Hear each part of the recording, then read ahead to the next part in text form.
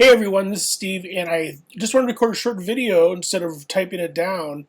A little bit about my reaction to after finishing reading the discourse analysis projects. Interesting mixed bag of things. Some of you are probably going to want to think about revising. I'll talk about how that might work below in a second. But a few places where I think some of you kind of went wrong, if you will, and things to look for if you decide to revise.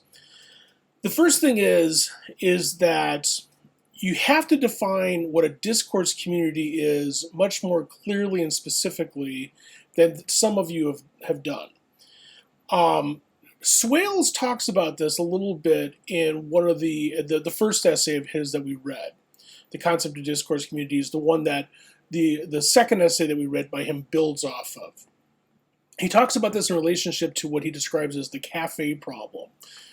The short version of that is that if you've got a bunch of people who work in, say, coffee shops, or they all do some other similar activity, and they have a similar kind of occupation, or they're fans of the same team, or they're into the same music or whatever. In other words, people who have the same interests or occupations or pastimes or whatever.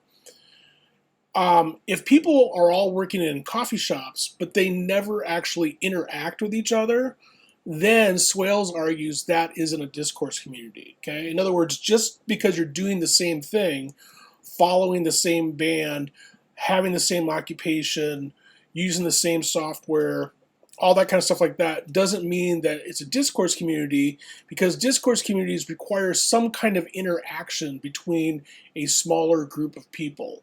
So, for example, a couple of you tried to talk about sort of in larger abstract terms about the community of people who are interested in whatever you're interested in. And I'm not exactly sure why. Maybe because you thought it would be more interesting, or to focus in on a specific group would be too boring or something like that. But I guess what I'm saying is that better to focus on, say, the Facebook community, that discourse community is talking about something rather than everybody who's interested in whatever kind of pastime. So that was one thing where some people fell a little bit off the wagon, if you will. The ones that worked the best were, as I suggested at the beginning of the semester, some kind of workplace situation, right, where you are interacting with people in a systematic, hierarchical kind of setting on a regular way. But there's other ways that you could have done this too. And some of the other ways worked really well. But just sort of generally saying, I'm one of the people who is interested in this kind of game or this kind of music, not so much. The second thing is, and honestly, this is just pretty much common sense, I think, in a class that's a 400, 500 level writing class, you need to quote from and paraphrase from the readings that I assigned in the class, okay? And you needed to do this for basically two reasons. The first reason is that you're trying to demonstrate to me that you've actually read and mastered the material. That's part of what the assignment is not explicitly about, but it's implicitly about, right? That's why teachers have you write things like this, to sort of demonstrate that you've mastered knowledge.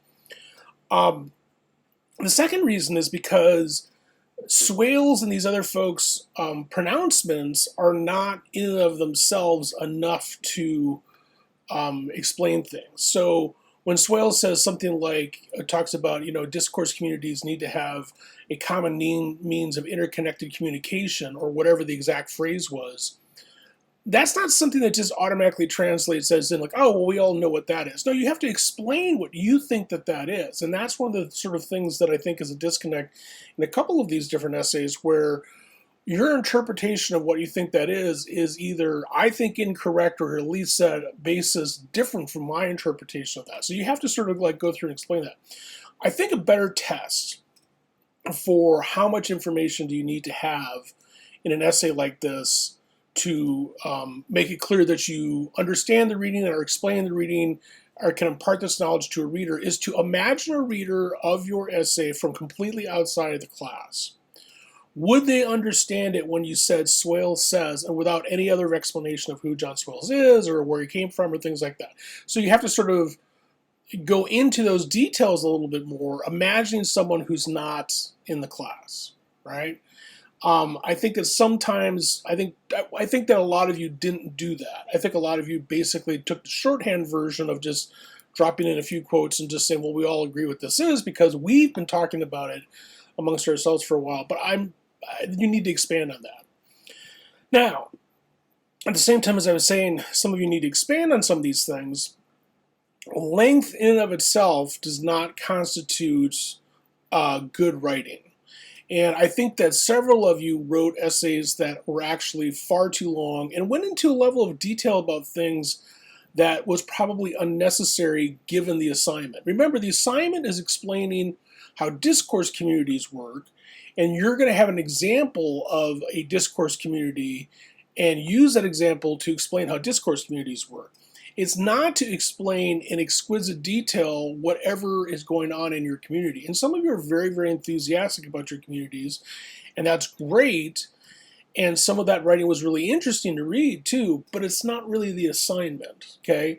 And again, I am not the kind of writing teacher who thinks that, oh, well, if it's got to be better because it's 15 pages instead of 10, because that's an arms race that nobody wants to get into in terms of just making stuff much longer and more complicated than necessary. As I mentioned, I'm willing to give people a chance on this essay to revise if they want. And here's how that works. The first thing is that you want to read through all the comments and make sure you understand everything that I said and how I arrived at the grade and all that kind of stuff like that. If you've got any questions about it, by all means, you should ask, okay? But if you want to revise something, the first thing you have to do is you need to schedule a meeting with me. Okay, it can be a Zoom meeting or it can be a face-to-face meeting, but you need to actually schedule something with me. You need to reach out and do that, and we'll figure out a time. We will meet. We will meet electronically or we'll meet face-to-face, whichever one works for both of us, and we'll talk about this. We'll talk about some of my comments, and we'll talk about some of the things that you might want to do to revise, and then we'll also talk about some of the implications of revising. In other words, whether or not it's worth it to do so in terms of the big scheme of things for the grade. You need to let me know if you want to talk about a revision session no later than the Thanksgiving break, okay? And these revisions will be due during finals week. They'll be due at the end of the semester, so you have a little bit of chance to work on it. But again, that is an opportunity I'm giving to people.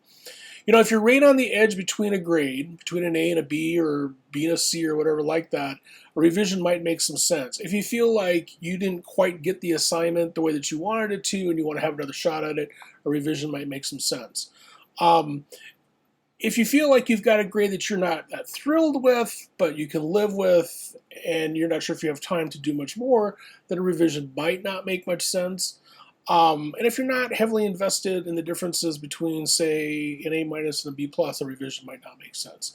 But we can talk about all that stuff, and I'll talk through that with you. All right, I think that's about it for now. As is always the case, let me know if you have any questions or stuff, and just ask them down below. Okay, see you online.